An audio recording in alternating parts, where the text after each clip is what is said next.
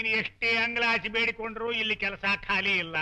ಇದ್ದದ್ದು 35 vacancy, 35 table, 35 ಕುರ್ಚಿ ಭರ್ತಿಯಾಗಿ ಹೋಗಿಬಿಟ್ಟವೆ. Sir ದಯವಿಟ್ಟು ದೊಡ್ಡ ಮನಸ್ಸು ಮಾಡಿ ನನ್ಗೇನಾದ್ರೂ ಒಂದು ಕೆಲಸ ಕೊಡ್ಸಿ ಸರ್ ಪ್ಲೀಸ್.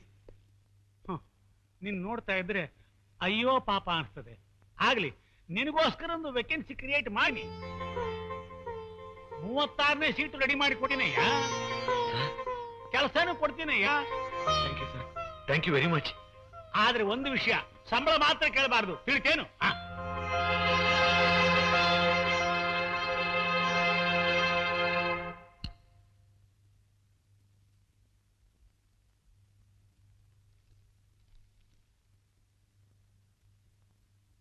ಏನ್ ರಾಧಾ, ಊಟ ಇಲ್ಲಿಗೆ ತರ್ಲಾ, ನೀವೇ ಅಲ್ಲಿಗೆ ಬರ್ತೀರಾ? ನಂಗೆ ಊಟ ಬೇಡ.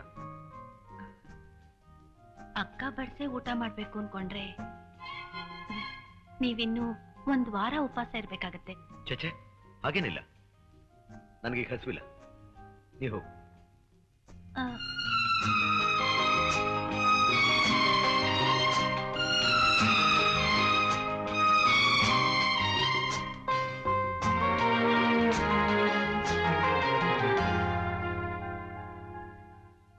ಹೋಗ್ಲಿ, ಸ್ವಲ್ಪ ಹೊತ್ತು ಬಿಟ್ಟಾದ್ರೂ ಊಟ ಮಾಡ್ತೀರಾ?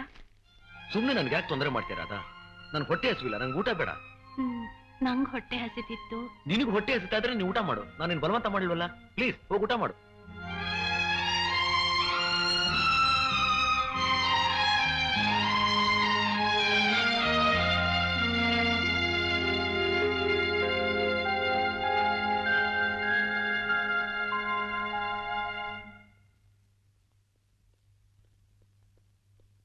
ಏನ್ ರಾಧಾ, ನಮ್ಮ ಅಣ್ಣನ ಬಗ್ಗೆ ಏನಾದ್ರೂ ವಿಚಾರಿಸಿದ್ರಾ? ನಿಮ್ಮ ಅಣ್ಣ ಏನ್ ದೊಡ್ಡ ರಾಜಕೀಯ ವ್ಯಕ್ತಿನ ಇಲ್ಲ ದೊಡ್ಡ ಕಾರ್ಖಾನೆ ಯಜಮಾನನ? ವಿಚಾರಿಸಿದ ತಕ್ಷಣ ಸಿಕ್ಬಿಡೋಕೆ. ನಾನು ಹೊಟ್ಟೆ ಪಾಡ್ಗೋಸ್ಕರ ಕೆಲಸ ಹುಡ್ಕೋದ್ ಮುಖ್ಯನಾ ಇಲ್ಲ ನಿಮ್ಮ ಅಣ್ಣನ ಹುಡ್ಕೋದ್ ಮುಖ್ಯನಾ? ನೋಡ್ರಾದ, ಬೇಕಾದ್ರೆ ಪೇಪರ್ ಹಾಕ್ಸು, ಅವ್ರಿಗೆ ಗೊತ್ತಾದ್ರೆ ಅವರೇ ಬಂದು ಕರ್ಕೊಂಡು ಹೋಗ್ತಾರೆ.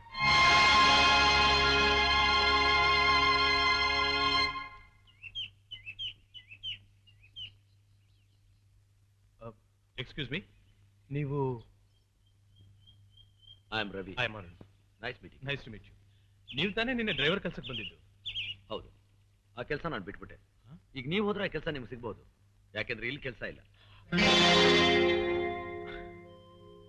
ಒಂದೇ ದಿವಸದಲ್ಲಿ ಸಿಕ್ಕಿದ ಕೆಲಸ ಬಿಟ್ಬಿಟ್ರ?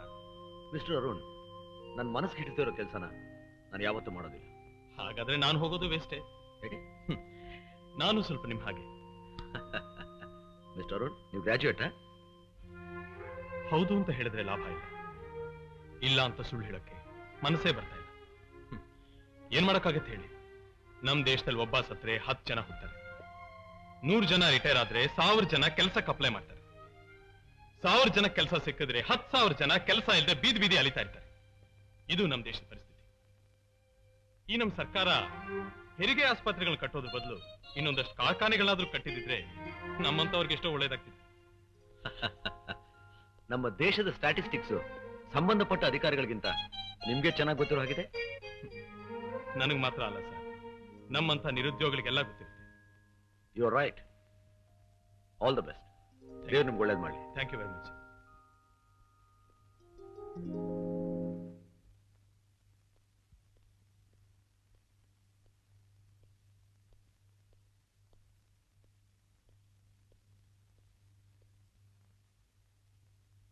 ರಾಧಾ,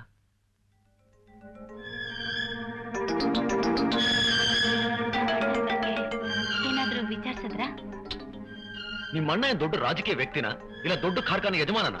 ವಿಚಾರಿಸಿದ ತಕ್ಷಣ ಸಿಕ್ಬಿಡೋಕೆ. ನಾನು ಹೊಟ್ಟೆ ಪಾಡ್ಗೋಸ್ಕರ ಕೆಲಸ ಹುಡ್ಕೋದ್ ಮುಖ್ಯನಾ ಇಲ್ಲ ನಿಮ್ಮ ಅಣ್ಣನ ಹುಡ್ಕೋದ್ ಮುಖ್ಯನಾ? ನೋಡ್ರಾದ, ಬೇಕಾದ್ರೆ ಪೇಪರ್ ಹಾಕ್ಸು, ಅವ್ರಿಗೆ ಗೊತ್ತಾದ್ರೆ ಅವರೇ ಬಂದು ಕರ್ಕೊಂಡು ಹೋಗ್ತಾರೆ. ರಾಧಾ, ರಾಧಾ, ರಾಧಾ, ಏನ್ ಮಾಡ್ತಾ ಇದೀಯಾ?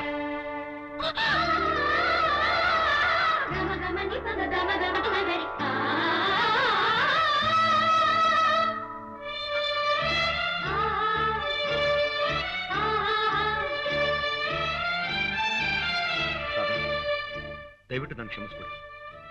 ಬೆಳಗ್ಗೆ ನನ್ನ ಮನಸ್ಸು ಸರಿಯಾಗಿರ್ಲಿಲ್ಲ, ಅದಕ್ಕೆ ಕೋಪದಲ್ಲಿ ನಾನು ಇನ್ನೇನೇನೋ ಅಂದ್ಬಿಟ್ಟೆ. ಅದಕ್ಕೋಸ್ಕರ ಇಂಥ ತೀರ್ಮಾನ ಕರೋದು. ಬಾವಿಲಿ ಬೀಳ್ತಾ ಇದ್ದಿಲ್ಲ ನೀನು. ಬಾವಿಲಿ ಏ ರಾಧಾ, ಯಾಕೆ ನಗ್ತಾ ಇದೀಯ? ನಗದೆ ಇನ್ನೇನ್ ಮಾಡ್ಲಿ, ರಾಟೆಗೆ ಹಗ್ಗ ಸಿಕ್ಕಾಕೊಂಡಿತ್ತು, ಅದನ್ನ ತೆಗೆಯೋಣ ಅಂತ ಬಾವಿ ಮೇಲೆ ಹತ್ತಿದ್ನೆ ಹೊರತು ನೀವ್ ತಿಳ್ಕೊಂಡಿರೋ ಹಾಗೆ ಆತ್ಮಹತ್ಯೆ ಮಾಡ್ಕೊಳಕ್ಕಲ್ಲ. ಹಾಗೊಂದ್ ವೇಳೆ ನೀವು ನನ್ನ ಬೈದಿದ್ರು ನಾನ್ ಬೆಳಗ್ಗೆನೆ ಬಾವಿನಲ್ಲಿ ಹಾರ್ತಿದ್ದೆ. ನೀವು ಬರೋವರೆಗೂ ಕಾಯ್ಕೊಂಡಿದ್ದು ನಿಮ್ಮೆದುರ್ನೆಲ್ಲ ಹಾರ್ತೀನಿ. ಬೆಳಗ್ಗೆ ನೀವು ಹೇಳಿದ್ರಲ್ಲಿ ತಪ್ಪೇನೂ ಇಲ್ಲ ರೀ. ಹೊರಗಡೆ ಹೋಗೋ ಗಂಡಸ್ರ ಹತ್ರ ಹ್ಯಾಗ್ ಮಾತಾಡ್ಬೇಕು, ಯಾವ ವಿಷಯನ ಯಾವಾಗ ಹೇಳ್ಬೇಕು ಅನ್ನೋದನ್ನ ನಾನೇ ಯೋಚನೆ ಮಾಡ್ಬೇಕಾಗಿತ್ತು. ನಿಮ್ ಜಾಗದಲ್ಲಿ ಬೇರೆ ಯಾವ ಗಂಡಸೆ ಇದ್ದಿದ್ರು ಹೀಗೆ ಮಾತಾಡ್ತಿದ್ರು. ರಾಧಾ, ಒಂದು ಹೆಣ್ಣಿಗಿರ್ಬೇಕಾದ ಎಲ್ಲಾ ಒಳ್ಳೆ ಗುಣಗಳು ನಿನ್ನ ಹತ್ರ ಇದೆ. ನಿನ್ನ ಹೆಂಡತಿಯಾಗಿ ಪಡೆಯೋನು ನಿಜವಾಗ್ಲೂ ಪುಣ್ಯ ಮಾಡಿರ್ಬೇಕು. ರಾಧಾ, ನೀನೇನಾದ್ರೂ ಹಿಂದ್ಯಾ? ರಾಧಾ, ಅಕ್ಕ ನನ್ಗೆ ಅಡಿಗೆ ಮನೆ ಬಿಗಿದ್ಕಾಯಿ ಕೊಡೋಕ್ ಬಂದಾಗ ನೀನ್ ಯಾಕೆ ಬೇಡ ಅಂತ ಹೇಳ್ದೆ? ಅದು ಸಂಕೋಚ ಆಯ್ತು. ನೀವ್ಯಾಕ್ ಬೇಡ ಅಂದ್ರಿ? ನಿನಗ್ ಸಂಕೋಚ, ನನಗ್ ಸ್ವಾಭಿಮಾನ. ನೋಡಿದ್ಯಾ, ಸಂಕೋಚ ಸ್ವಾಭಿಮಾನದ ಪ್ರತಿಫಲ. ಇಬ್ಬರಿಗೂ ಉಪವಾಸ.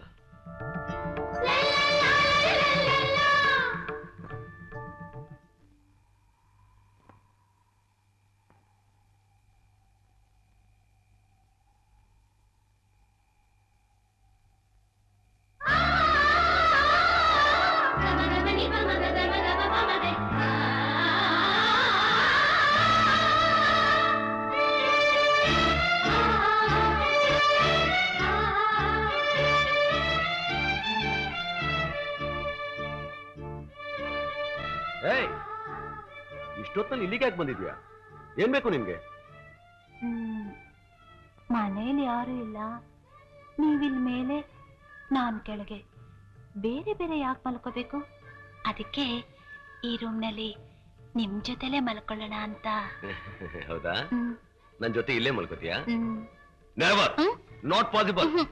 ನಡಿ ನಡಿ.